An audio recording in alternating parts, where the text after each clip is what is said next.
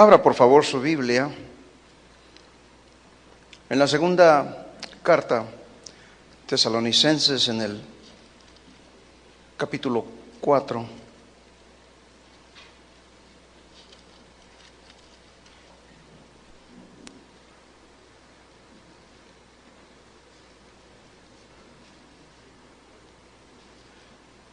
Y le voy a leer unos versos de esta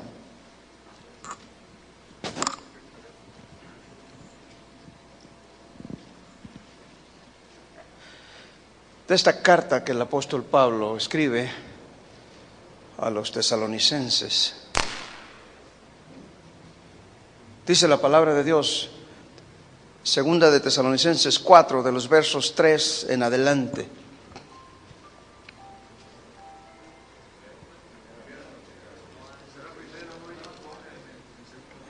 Tiene usted razón, es la primera carta. Gracias.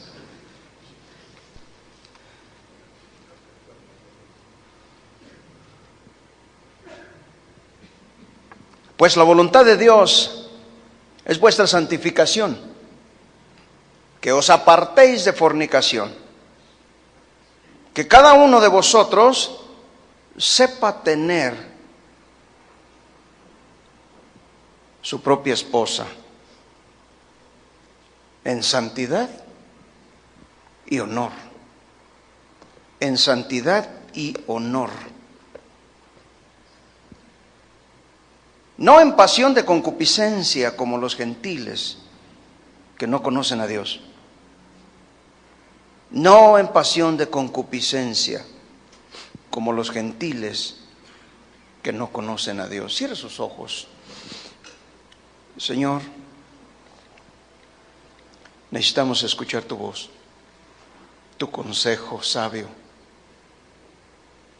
Que tu Espíritu Santo nos enseñe, nos aclare tantas cosas que necesitamos saber, y que nos dé la fuerza, la pureza que tanto necesitamos para hacer tu obra allí donde tú nos has puesto. En el nombre de Jesús te lo pedimos. Amén. Todos los que estamos aquí, el Señor en su grande misericordia nos ha puesto en una posición de liderazgo. Liderazgo es influencia. En la medida en que nosotros influimos en los demás, los inducimos, los dirigimos, los pastoreamos. El mariscal de campo y general inglés Lord Montgomery implicaba esto cuando escribe y dice: liderazgo es la capacidad y la voluntad de reunir a hombres y mujeres a una causa, a un propósito común y un carácter que inspira confianza. Alguien más escribió que un líder es una persona con un imán en el corazón y una brújula en su cabeza. Habiendo dicho esto, que es una gran verdad, el liderazgo también es un privilegio, es una responsabilidad enorme. Especialmente en la iglesia, donde estamos guiando, dirigiendo, pastoreando a gente, a personas quienes están poniendo su confianza y su respeto en nosotros, en ti, en usted, en mí. Ellos nos ven como alguien con autoridad espiritual, y esto en sí es una enorme y grande responsabilidad que no debemos tomar a la ligera. Puede que sea justo o no, pero ellos tienen grandes expectativas de usted y de mí.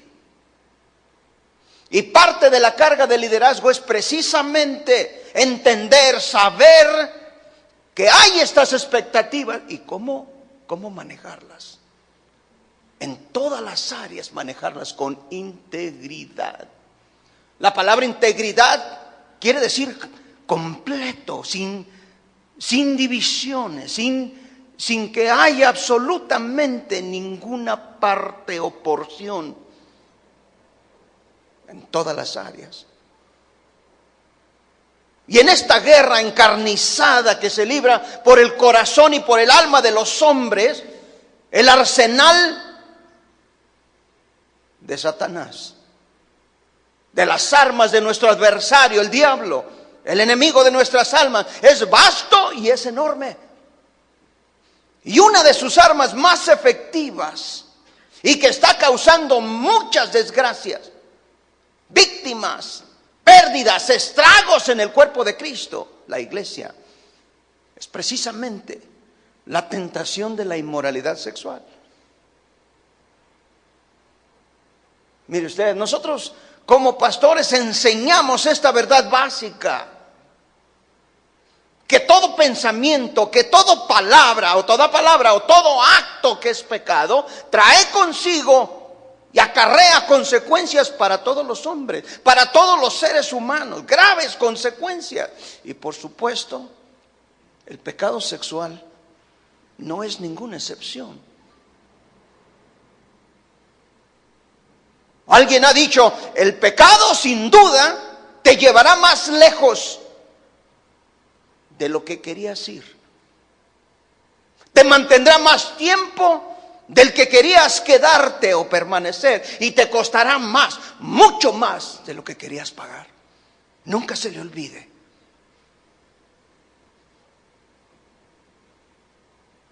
Sin embargo, ¿sabe usted? Y estoy seguro que lo sabe, el blanco favorito de nuestro enemigo no es el hermanito carnal de los ojos bailadores, no. Tampoco la hermanita lengua suelta, no. Tampoco es el joven rebelde y profano, no. Tampoco la señora o la señorita que se viste indecorosamente y se dice cristiana, no. El blanco de Satanás es el pastor y su familia. El pecado siempre afecta a lo que más amamos. Y yo estoy seguro que todos los que han caído en esa desgracia aman profundamente a su familia, pero olvidaron los principios que nosotros nunca debemos olvidar. Mire usted, se sabe por la historia que durante las antiguas guerras de conquista entre los grandes imperios, los grandes generales solían salir a la batalla con todas sus medallas, con todas sus insignias y condecoraciones. Y estas brillaban bajo el reflejo del sol, emitían un resplandor como si fueran espejos, de tal manera que causaba que ellos fueran fácilmente reconocibles para el enemigo, para el ejército enemigo. Por lo tanto, eran un blanco perfecto. Por lo que un astuto general les dio instrucciones a sus hombres de guerra, a sus flecheros, a sus lanceros, para que apuntaran cuidadosamente sus flechas y sus lanzas a quien le brillara el pecho. Se podían escuchar los gritos y las arengas de los oficiales a sus guerreros que les decían: al que le brilla el pecho, al que le brilla el pecho. De la misma manera, Satanás, nuestro adversario, el enemigo de nuestras almas, dirige, ordena a sus esbirros, a sus demonios, y les grita al pastor: al que le brilla el pecho, a ese apunten sus mejores armas, apunten, derríbenlo, destrócenlo, acábenlo. Y con frecuencia, con bastante éxito. Por eso es que la palabra de Dios, la Biblia, inerrante, perfecta, eterna, por su Espíritu Santo inspirando al apóstol Pablo, le dicta que escriba aquí en 1 Tesalonicenses: pues la voluntad de Dios, y aquí tenemos un principio básico de la voluntad de Dios, si usted no lo había entendido, la voluntad de Dios es vuestra santificación. Y podemos predicar sermones muchos Solo en este verso. La voluntad de Dios es vuestra santificación, que os apartéis de fornicación, que cada uno de vosotros sepa tener su propia esposa en santidad y honor, no en pasión de concupiscencia como los gentiles que no conocen a Dios. Sin embargo, cuando llega la tentación y llama a nuestra puerta, es fácil pensar que somos los únicos que luchamos con esos deseos y pensamientos privados. Y para muchos los esqueletos, los restos secretos encerrados con candado y seguros en el armario, pensamos, abrigados por la vergüenza de ser descubiertos. Pero estamos aquí para aprender que ningún hombre, ninguna mujer es inmune a la tentación en ningún nivel.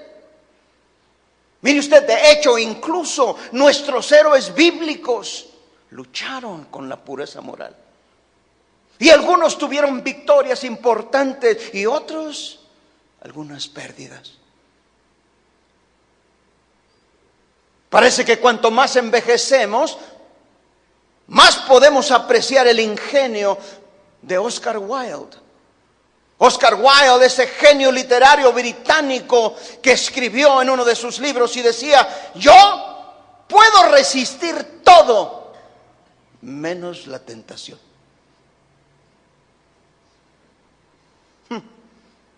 Esta visión corta en el dilema que nos atormenta es uno que incluso el apóstol Pablo tuvo el valor y la honestidad de confesar.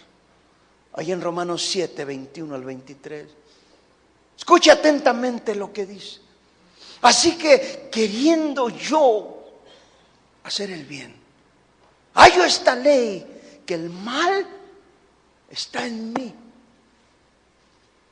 Porque según el hombre interior me deleito en la ley de Dios, pero veo otra ley en mis miembros, que se rebela contra la ley de mi mente y que me lleva cautivo a la ley del pecado que está en mis miembros. Miserable de mí, dice, ¿quién me librará de este cuerpo de muerte? Estas palabras ahora familiares, en otra traducción dicen así: parece que es un hecho que cuando quiero hacer lo correcto, yo inevitablemente hago lo que está mal. Me encanta hacer la voluntad de Dios, que hasta ahora como mi nueva naturaleza es la preocupación, pero hay algo más en lo profundo de mí, en mi naturaleza interior, que está en guerra con mi mente y gana la pelea y me convierte en un esclavo del pecado que aún está dentro de mí. En mi mente yo quiero ser siervo dispuesto de Dios, sino que me encuentro todavía esclavizado del pecado. Y podemos notar la frustración del apóstol Pablo y la misma nuestra en este asunto.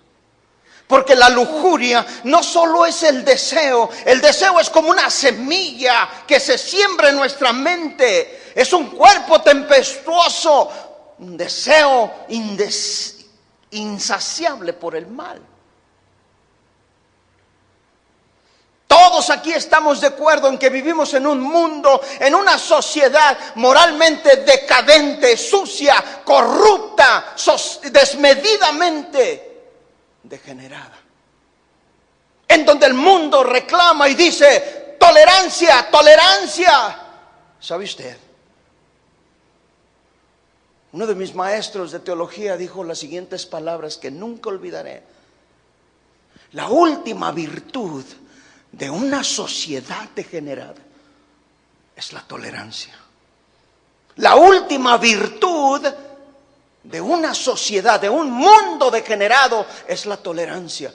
Tolérenme y yo los tolero a ustedes, ustedes me toleran a mí, todos nos toleramos. Y eso no lo podemos hacer, no lo debemos hacer.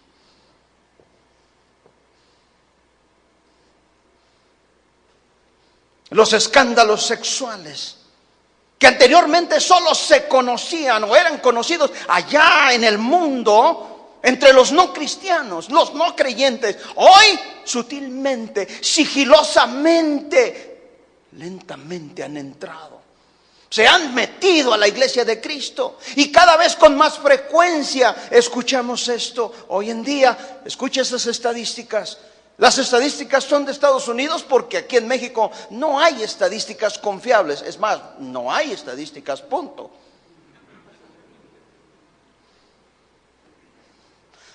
Entre 1,500 y 1,700 pastores al mes abandonan el ministerio. Una de las principales razones es precisamente la inmoralidad sexual.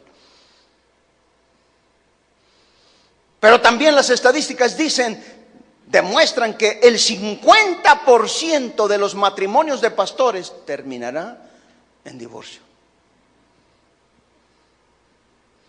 El 70% de los pastores lucha constantemente con la depresión. Casi el 40%, y escucha, esto es increíble, el 40% de los pastores encuestados aceptaron haber tenido una relación extramarital desde que empezaron su ministerio.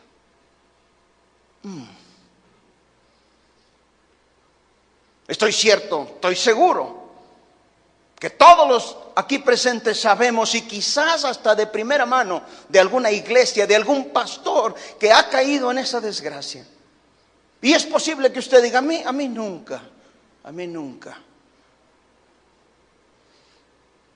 Es por eso mismo que la palabra de Dios es clara en su amonestación. Una amonestación que demanda de nosotros, el pastor, del líder, una vida de pureza, no solo en nuestro cuerpo, pero también en nuestra mente. Absténganse, apártense de fornicación. Cada uno de vosotros tenga su propia esposa, en santidad o no.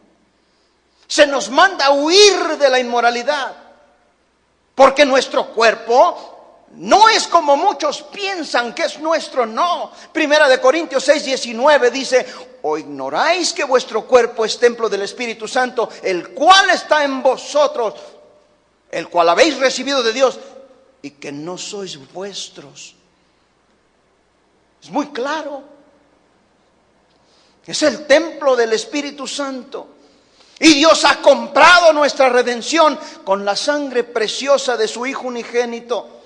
Por lo tanto, debemos usar, utilizar, dedicar, disponer nuestros cuerpos para glorificarlo. Y por lo mismo mantener o permanecer sexualmente puro es un testimonio al mundo de que servimos a un Dios santo. Pero negarse a hacerlo, sin embargo, es abierta y descarada rebelión contra el Señor mismo. Y las consecuencias mentales, físicas y espirituales son ineludibles y siempre, escuche, siempre graves. Siempre. Porque el pecado comienza con un pensamiento. La inmoralidad comienza en la mente y se procede a la imaginación. Recuerde usted esto: nunca nadie amanece con una mujer que no es la suya de la nada. Eso no es posible. Todas las noches que me duermo, amanezco con mi esposa. Nunca he amanecido con otra mujer. Por nada. El pecado de la inmoralidad sexual empieza en la mente.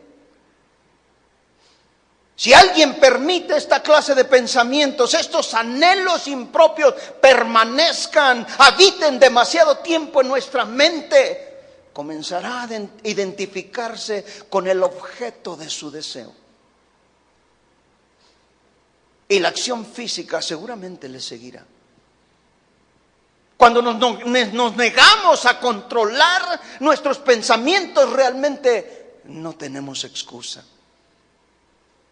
Santiago 1, 14 y 15 claramente nos dice, cada uno es tentado cuando de su propia concupiscencia es atraído y seducido. Entonces la concupiscencia, después que ha concebido, da a luz al pecado, y el pecado, siendo consumado, da a luz la muerte. Por lo que el pastor sabio, consagrado, espiritual, guardará sus pensamientos privados, dándonos cuenta de cuánto poder pueden ejercer sobre nuestra conducta, sobre nuestro comportamiento. El pastor espiritual y vigilante deberá ser vigilante sobre la protección de su mente, de su imaginación. Filipenses 4:8 nos da la pauta cuando Pablo nos dice: por lo demás, hermanos, todo lo verdadero, todo lo honesto, todo lo justo, todo lo puro, todo lo amable, todo lo que es de buen nombre, y si hay virtud alguna, si algo digno de alabanza, en esto pensar. Porque sabe usted, la mente es un regalo extraordinario, impresionante de Dios, y que debe ser usado precisamente para acercarnos a Él mediante la oración y la reflexión piadosa. En su libro La búsqueda de la santidad, el escritor norteamericano llamado Jerry Bridges dice algo que me movió el tapete, como decimos. Él afirma que el deseo se ha convertido en la facultad más fuerte del corazón del hombre. Déjeme repetirlo. El deseo se ha convertido en la facultad más fuerte del corazón del hombre. Si lo duda, dice, la siguiente vez que se enfrente a una de esas tentaciones típicas, podrá usted observar, ver la lucha entre sus deseos y la razón. Si cede a la tentación, será porque el deseo ha superado a la razón en la lucha por influir en su voluntad. Pero si vamos a ganar la batalla por la santidad continua, hay que reconocer que el problema de fondo radica en nosotros. Son nuestros propios malos pensamientos y deseos que nos llevan a la tentación.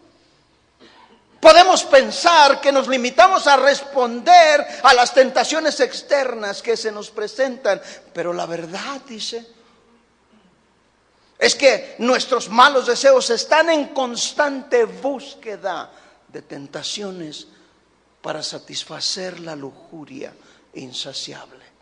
Fin de la cita. Increíble. Sabias palabras. Como Pablo, todos nos desanimamos al hacer el mal cuando realmente queremos hacer solo el bien. Nos sentimos frustrados tratando de detener esa lujuria insaciable que es inherente al ser humano caído. Pero ¿cómo podemos decir que no? Cuando la concupiscencia suplica, ruega, insiste e incluso nos intimida a decir que sí. ¿Es acaso esto posible? Sí lo es. Sí lo es. Otro de los engaños de Satanás viene en la forma de una oferta falsa de placer sin costo, sin penalización. El pastor sabio, consagrado espiritual, entiende que la influencia, el poder, la tentación sexual proviene de una mentira. El diablo nos quiere hacer creer que la promiscuidad sexual es normal. Incluso hay quienes hasta citan la experiencia del rey David y de otros que sucumbieron, que cayeron ante esta tentación. Nos quiere hacer creer no tan solo que es normal, sino que es aceptable. libre de costo o penalización. Y aunque para la mayoría de los pastores, la mayoría, el adulterio es aberrante, es repugnante porque envuelve a terceras personas y causa devastadores daños y consecuencias entre las familias. Sin embargo, una cantidad enorme de pastores y líderes se han vuelto a la pornografía.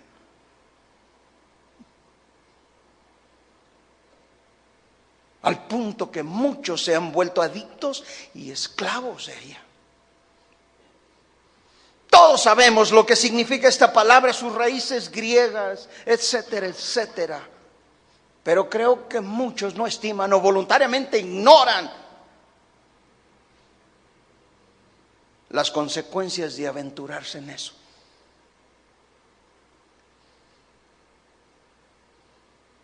Hasta llegan a considerarlo inofensivo y sin víctima. En los últimos 3 meses he recibido 3 mensajes acerca de matrimonios de amigos en crisis que van derechito al divorcio. En 2 de los 3 casos, la causa es la infidelidad sexual. Y la pornografía jugó un papel importante en la infidelidad. Se acabó. Por otro lado, la pornografía o la adicción a ella causó que un amigo personal de muchos años le llevó a mirar materiales ilegales, pornografía infantil para ser explícitos, que dieron lugar a su detención y cargos penales que casi lo dejan muchos años en la cárcel. Era un pastor. Parece ser entonces que la pornografía no es el desvío, el desliz inocente y sin víctimas que se afirma que es. Tal vez usted conozca a alguien que ha sido atrapado en las garras de la pornografía. Tal vez usted sea una de esas personas. Hoy en día es más fácil que nunca juguetear con la pornografía. Esto debido a que este material está abiertamente, completamente disponible. En todas partes, en la televisión, en el cable, en el teléfono, películas, revistas, no se diga el internet. Todos los hábitos pornográficos y adicciones comienzan, ¿sabe usted?, con inocentes incursiones en materiales explícitos.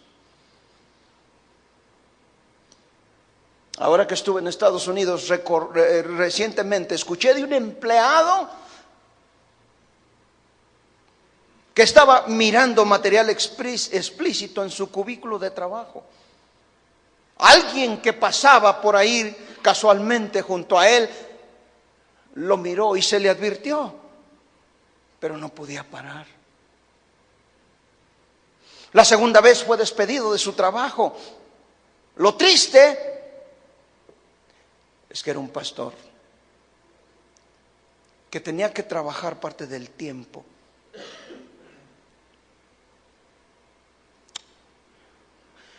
La pornografía, sabe usted, y escuche bien, es uno de los mayores indicadores de que el hombre ha perdido contacto con su propia hombría, con su masculinidad, con su virilidad, ya que busca gratificarse, estimularse con la intimidad de otros y no con su propia esposa y en su propio dormitorio.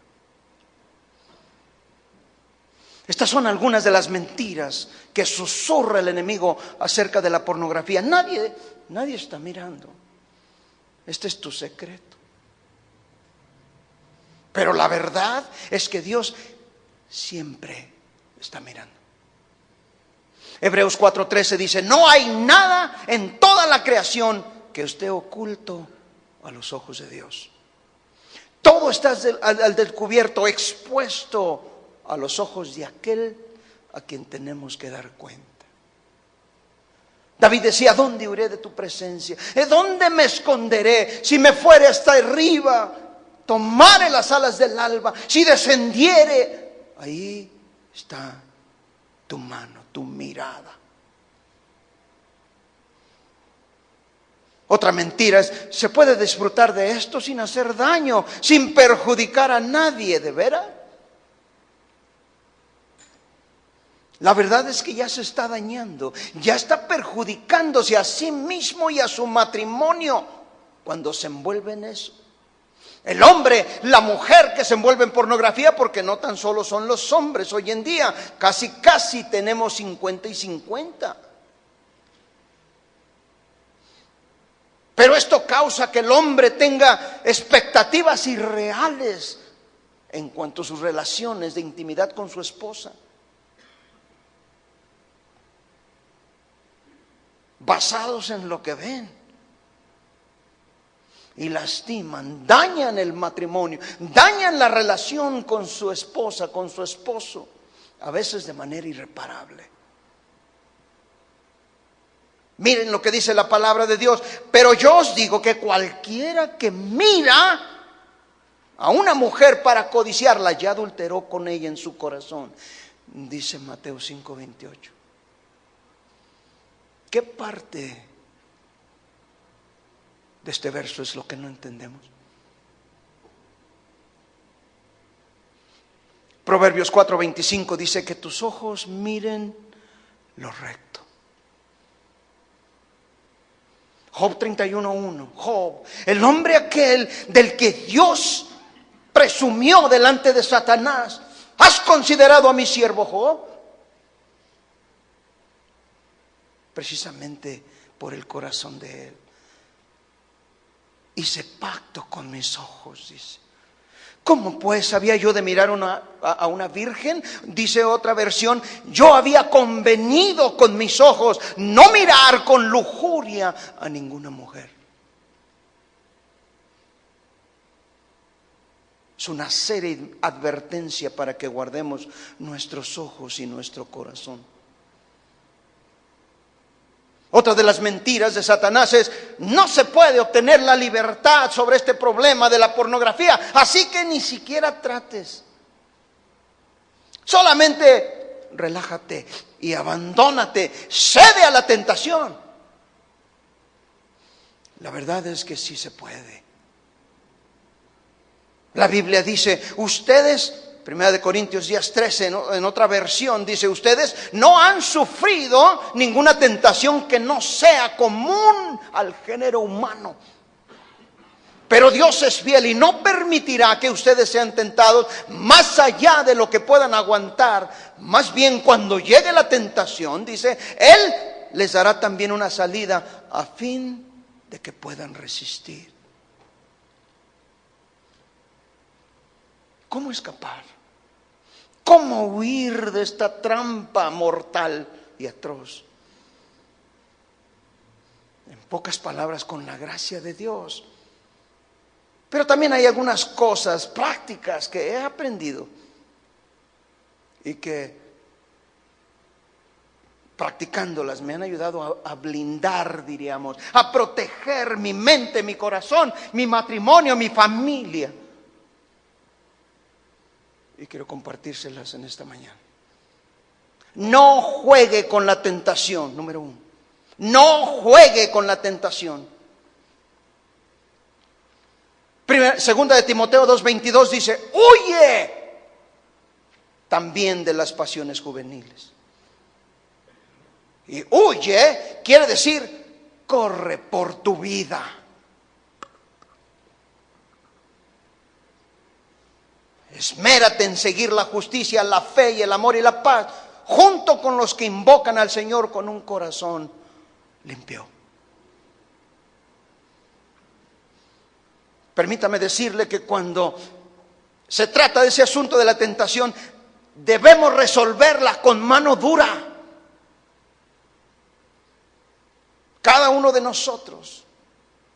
¿Por qué? Déjeme ilustrarlo de esta manera. si un incendio estallara allá en la parte trasera de este auditorio, ¿piensa usted que les llamaríamos a los servidores que trajeran las tacitas con las que tomamos la Santa Cena llenas de agua para tratar de apagarlo de modo que siguiera esta enseñanza? ¿Verdad que no?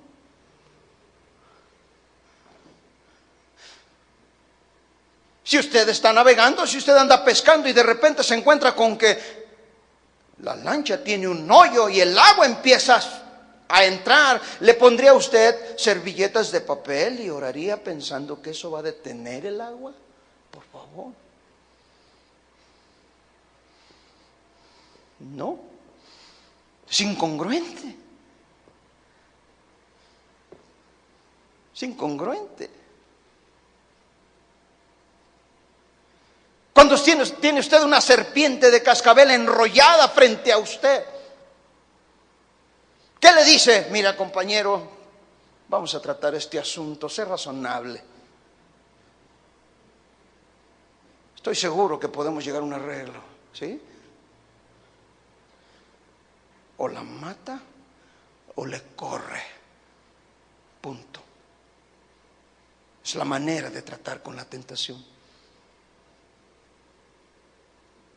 Tiene uno que ser duro con sus emociones. Deje de decirse a usted mismo que usted podrá resistir. Es una de las grandes falacias del diablo.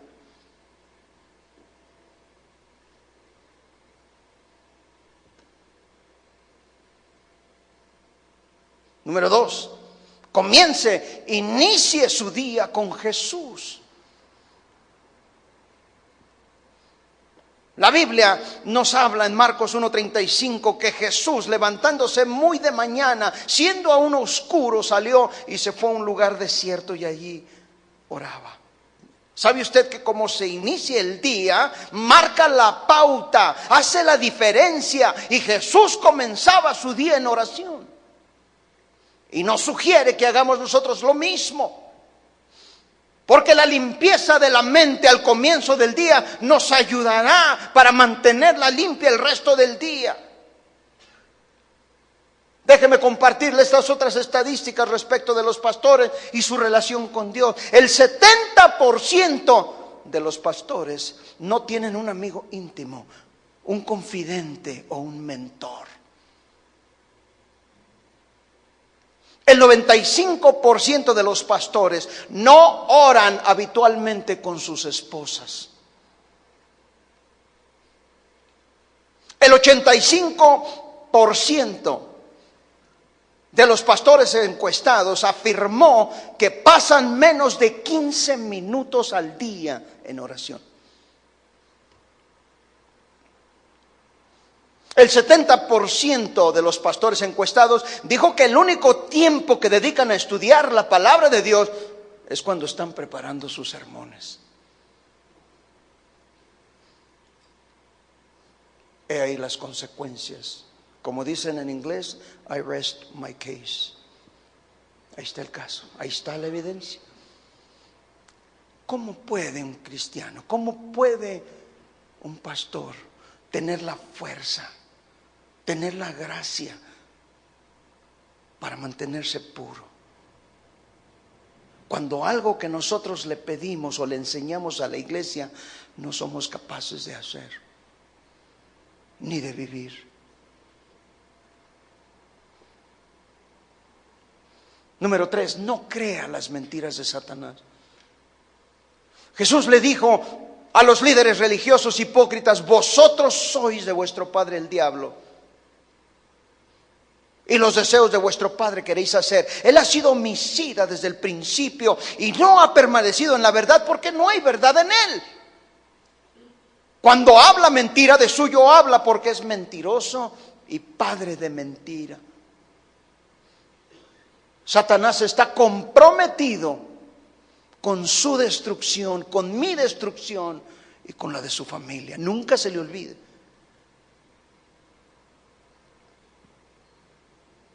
Mejor créale a Dios, porque es imposible que Dios mienta, dice Hebreos 6:18. Números 23:19 dice: Dios no es hombre para que mienta, Ningún seguidor de Jesucristo debe ceder a la promesa vacía de la tentación sexual.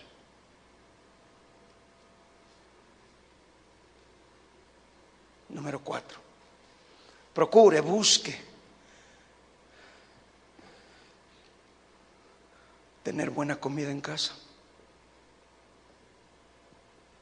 ¿Usted me entiende?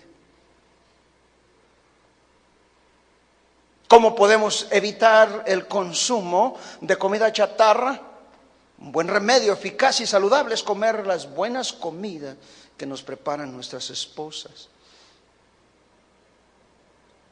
De manera similar, en 1 Corintios 7, versos 4 y 5, el apóstol Pablo escribe diciendo: la mujer no tiene potestad sobre su propio cuerpo, sino el marido.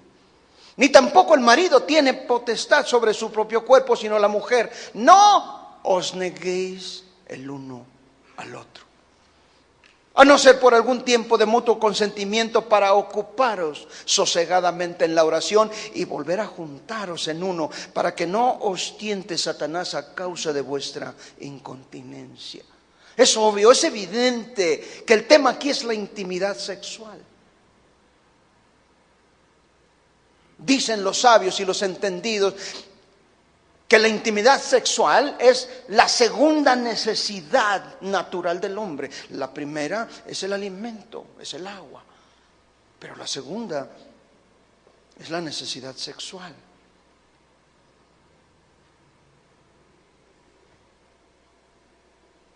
Y aquí el apóstol Pablo nos habla. Y el objetivo es evitar precisamente esa tentación. Una vida sexual marital saludable puede ayudar a evitar desvíos y aflicciones, dolores, quebrantos sin número.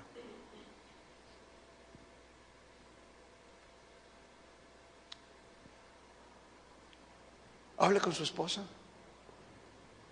Hable con ella. Háblele de sus inquietudes. ¿Quiere su respeto? Sea íntegro. Mantenga la pureza en su manera de ver a las demás mujeres, en su manera de tratarlas, en su manera de saludarlas. Que su esposa pueda ver esa integridad en su corazón, y usted obtendrá de ella el respeto y todo lo que usted quiera, sin límites. Lo digo por experiencia.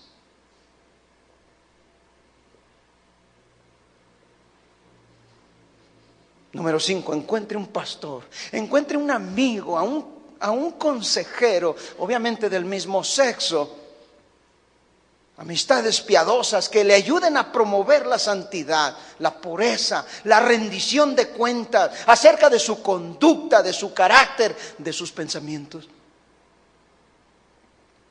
Alguien con quien usted tenga confianza, pueda ser sincero, que sabe usted que le ama, que le respeta, que ora por usted y por su iglesia, y que por supuesto mantendrá el asunto en extrema y en estricta confidencia, y no lo publicará en Facebook o entre los hermanitos de la iglesia.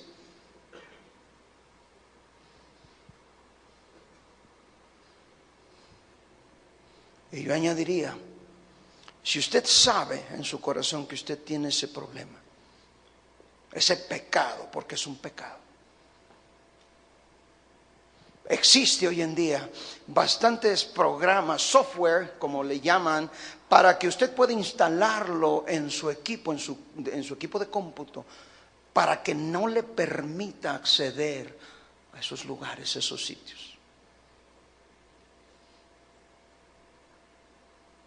Mi computadora en mi casa está abierta. Mis hijos, mi esposa, ellos a veces me llaman. Mi hija me llama de California y me dice: papá, ¿ya viste este mensaje? Porque ella tiene mi correo abierto. Mi hijo también, mi esposa también. No tengo secretos. Esa es la mejor política, que ellos puedan tener acceso. De esa manera nunca tienen duda. ¿Qué está usted mirando? ¿Qué está usted haciendo allí en la soledad, pensando que nadie lo ve cuando sabemos que no es así, pensando que no tiene consecuencias cuando sabemos que no es así. El famoso escritor inglés F.B. Meyer dice lo siguiente, excelentemente lo dice: el hombre a veces habla como si el pecado fuera una necesidad. Y esto lo hemos escuchado, lo hemos estado escuchando todo el tiempo y harta. El pecado es una necesidad, por favor.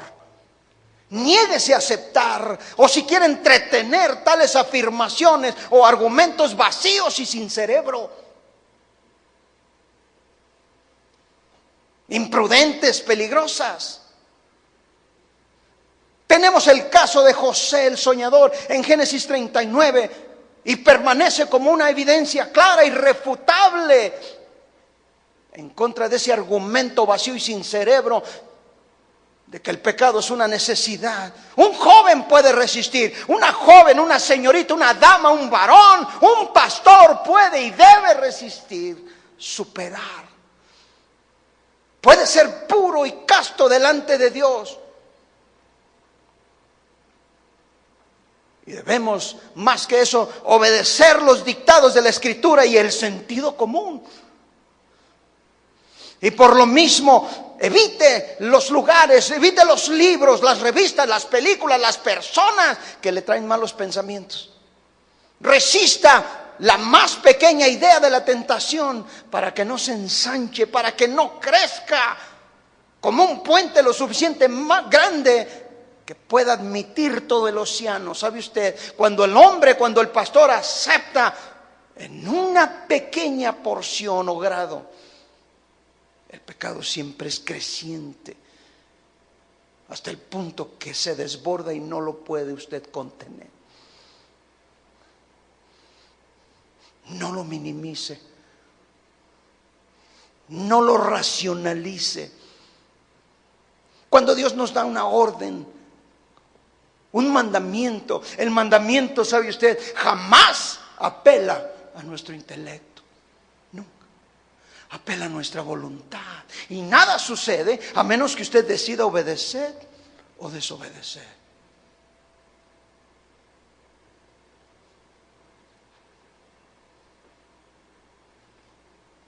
Recuerde que ninguna tentación nos puede dominar. Así como un barco puede navegar en el ancho mar, en el océano, mientras no permita que el agua entre en él. Puede navegar sin hundirse y llegar a puerto seguro sin hundirse mientras que el agua no le entre. Todo el infierno no puede, jamás podrá romper ni abrir la puerta. Esa puerta que usted le confió la llave y custodia a Jesucristo mismo. Ningún seguidor de Jesucristo, ningún pastor que se precia de haber sido llamado por Cristo a su servicio, debe jamás ceder a la promesa vacía de la tentación. Porque el pecado sexual tiene muchas consecuencias, resultados terribles de la desobediencia sexual. Algunos ejemplos de sus efectos negativos son esos sentimientos de culpabilidad, remordimiento, una mente dividida, ansiedad, autoestima dañada, la mentira, la hipocresía, el vacío, la decepción, la ira, la depresión, la falta de honradez, la duda.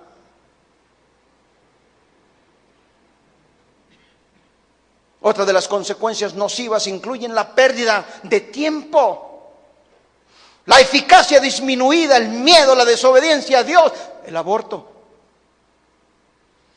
la comunión seriamente dañada con Dios y con la iglesia, la pérdida de la confianza, la pérdida del ministerio, en algunos casos el crimen,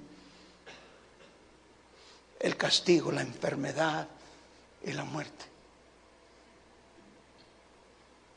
Supe de un profesor de teología por allá en un estado de los Estados Unidos que cuando una compañía de internet que se encargaba de arreglar reuniones extramaritales entre hombres. Alguien logró entrar a ese sitio y publicó los nombres de sus clientes. Este profesor en teología, o profesor de teología en una de las universidades más prestigiosas de los Estados Unidos, prefirió darse un tiro o se colgó. El caso es que se mató, se suicidó, porque no podía tolerar la vergüenza de ver su nombre publicado a causa de su pecado.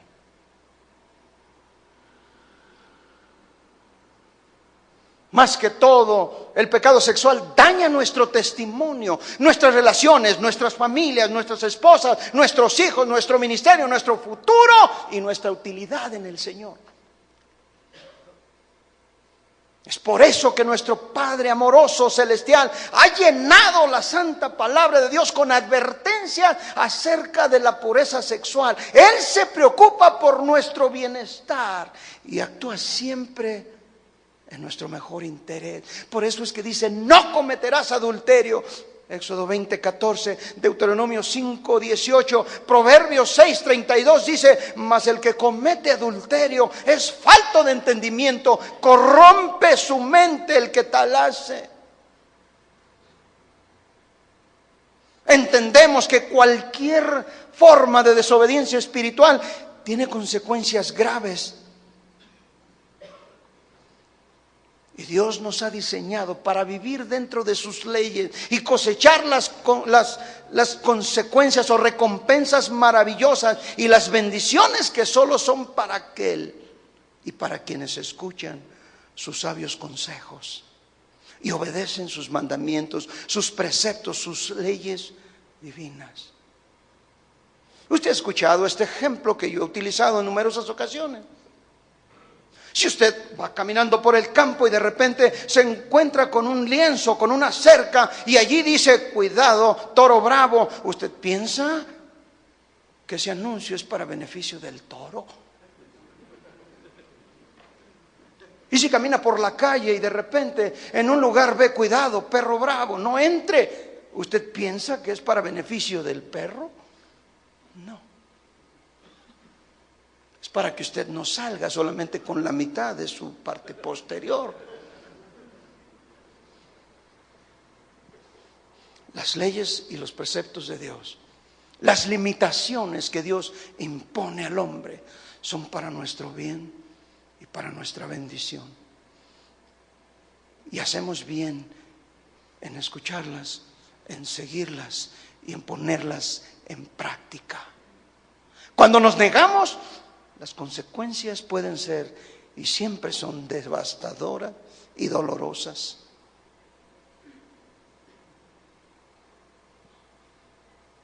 ¿Puede el pecado sexual ser perdonado? Sí. Porque no es un pecado imperdonable. Pero si usted o alguien que usted conoce ha cedido, ha caído en la tentación de la impureza sexual y se pregunta si su relación con Dios puede ser restaurada, tenemos buenas noticias. Servimos a un Dios amoroso que nos perdona de todos nuestros pecados cuando venimos a Él con sinceridad. Él está dispuesto a quitar esa transgresión de todos nuestros pecados, ponerlos tan lejos como está el oriente del occidente. Sin embargo, para que esto suceda, hay varios pasos que debemos seguir, o que debe el hombre seguir. En primer lugar, usted tiene que confesar sus pecados, pidiéndole perdón a Dios. No se trata solamente de minimizar o decir: bueno, a todos les pasa. Solamente soy un ser humano perdonado y esta también me lo va a perdonar, por favor. Asuma la responsabilidad de sus acciones y arrepiéntase sinceramente del pecado, poniendo esas acciones pecaminosas detrás de usted de una vez y para siempre. ¿Sabe usted, a propósito? Esa es la única razón por la que Dios aceptó el matrimonio de David y Betsabé. La restitución corrió por cuenta de David. Él mismo lo había dicho como reacción al relato del profeta Natán, que el hombre que había cometido esa fechoría debía pagar 4 tantos. Segunda de Samuel 12, del 1 al 8. Por consiguiente, David perdió 4 hijos. Después de cometer el pecado de adulterio y matar al esposo de Betsabé, Urías Eteo, en lugar de matar a David, Dios aceptó la restitución. ¿Quiere usted pagarla? Él ya la pagó. Pero las consecuencias de una caída de esa naturaleza trae vergüenza, afrenta al nombre de Cristo, al ministerio y a la iglesia. Cada día que vivimos, cada día que pasa, observamos, miramos, vemos un nuevo ejemplo de devastación causada por la rebelión contra la palabra de Dios. La gente está desesperada por la paz y la alegría con que sienten que falta en sus vidas. Pero es que están desobedeciendo a Dios, creyendo erróneamente que pueden escapar de la responsabilidad de sus actos. Las ruedas del juicio divino pueden parecer moverse, rodar lentamente, pero sin duda el juicio viene. Eclesiastés 8:11 dice: por cuanto no se ejecuta luego sentencia sobre la mala obra, el corazón de los hijos de los hombres está en ellos dispuesto a hacer el mal. Otra versión dice: hacer más el mal. Les recuerdo que el nefasto rey Acab vivió por otros 3 años antes que el Señor ejecutara la sentencia dicha por el profeta a causa de su maldad, de su pecado. La bruja Jezabel vivió otras 2 décadas, más de 20 años antes que la ira de Dios y la muerte llamaran a su puerta. Quizá pensaron: a lo mejor ya se le olvidó a Dios. Me pregunto con qué frecuencia Acab pensó en su mente que hoy podría ser el día en que el Señor cumpliera su promesa, pero no se arrepintió. No tenemos que vivir con el temor del juicio, pero sí debemos seguir viviendo y ser conscientes de que el Señor nos ha dado todos los recursos espirituales que necesitamos para glorificarlo a través de nuestros cuerpos, nuestros pensamientos y nuestros actos, nuestras acciones. Y solo si usamos esos recursos en la forma en que los ha diseñado, vamos a encontrar la alegría y la verdadera realización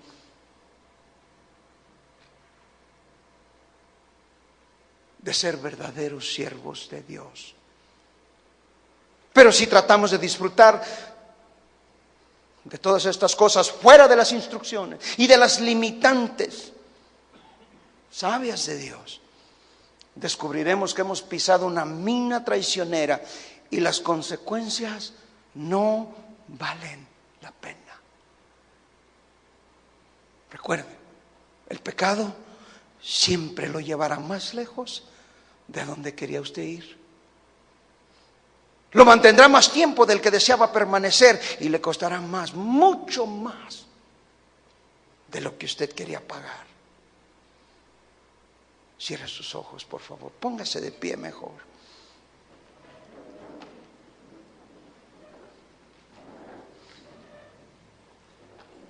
Yo no conozco su vida. Hay algunos de ustedes que ni siquiera tenemos una amistad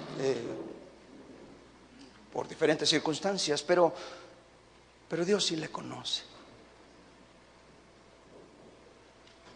Él conoce sus pensamientos y las intenciones de su corazón. Él sabe cómo vive. Él sabe lo que usted hace.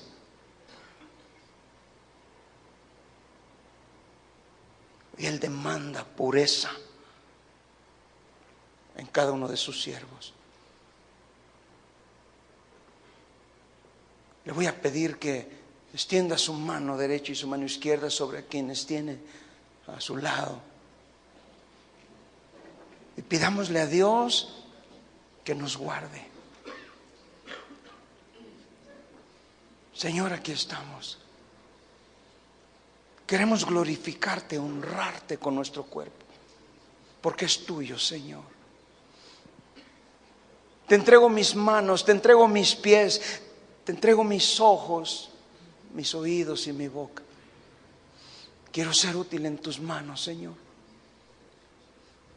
Que este cuerpo de muerte, este vaso de barro donde has depositado tu palabra, donde has depositado tu llamado, tu perdón, te traiga honor, te traiga gloria. Quiero ir a donde tú me envíes. Quiero decir lo que tú quieres que diga. Quiero oír lo que tú quieres que escuche. No quiero mirar lo que tú no quieres que mire, Señor. Guárdanos. Guarda a mi hermano que está a mi lado derecho. Guarda a mi hermano pastor que está al lado izquierdo. Guárdanos en tu amor, en tu gracia. Porque queremos ser de honra y gloria para tu pueblo, para tu iglesia, comprada a precio de tu sangre preciosa. Y que el precio que tenga que pagar por abstenerme de tantas cosas, lo tenga por basura, por honrarte con mi cuerpo, Señor. No queremos caer en la mentira de nuestra cultura, de nuestros tiempos, sino queremos ir a tu palabra y honrar el llamamiento santo con el que nos has llamado. Guarda a mis hermanos, especialmente a los ministros y pastores jóvenes que empiezan su carrera en el ministerio, Señor. Una doble porción de tu Espíritu Santo descienda sobre ellos. Dales sabiduría, dales entendimiento, dales capacidad para mantenerse en la pureza que tú demandas de tus siervos. Y hemos de darte siempre la honra, la gloria que solo tú mereces. Amén. Y amén.